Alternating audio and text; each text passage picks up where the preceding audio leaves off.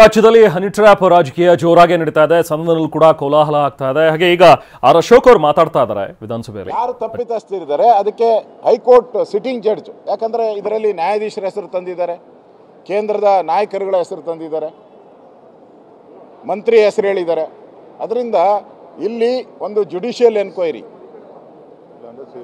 ಇಲ್ಲಾಂದರೆ CBI sitting judge ಅಥವಾ CBI ತನಿಖೆ ಇವೆರಡೂ ಆಗಬೇಕು ಅಂತೇಳಿ ನಾನು, ನಮ್ಮ ಅಧ್ಯಕ್ಷರು, ನಮ್ಮ JDSನ ನಾಯಕರಾದಂಥ ಸುರೇಶ್ ಅವರು, ನಮ್ಮೆಲ್ಲ ಉಪನಾಯಕರು ಎಲ್ಲರೂ, ನಮ್ಮೆಲ್ಲರ ಒಕ್ಕಲ ಅಭಿಪ್ರಾಯ ಇದು ತನಿಖೆ ಆಗಬೇಕು.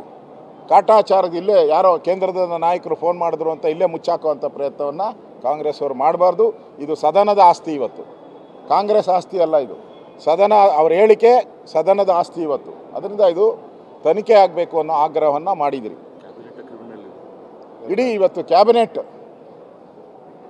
ಎಲ್ಲರ ಮೇಲೂ ಆಪಾದನೆ ಬಂದಿದೆ, ಅದನ್ನು ತನಿಖೆ ಮಾಡಬೇಕು ಅಂತೀರಿ. ಎರಡನೇದಾಗಿ ಮುಖ್ಯಮಂತ್ರಿಗಳು ಫೈನಾನ್ಸ್ ಬಿಲ್ಲಲ್ಲಿ ಕೊನೆಯದಾಗಿ ನಾನು 4% ಪರವಾಗಿದ್ದೀನಿ, ಹಲಾಲ್ ಬಡ್ಜೆಟ್ ಪರವಾಗಿದ್ದೀನಿ, ಮುಸ್ಲಿಮರಿಗೆ ರಾಜ್ಯವನ್ನೇ ಮಾರ್ಬಿಡ್ತೀನಿ, ನಾನು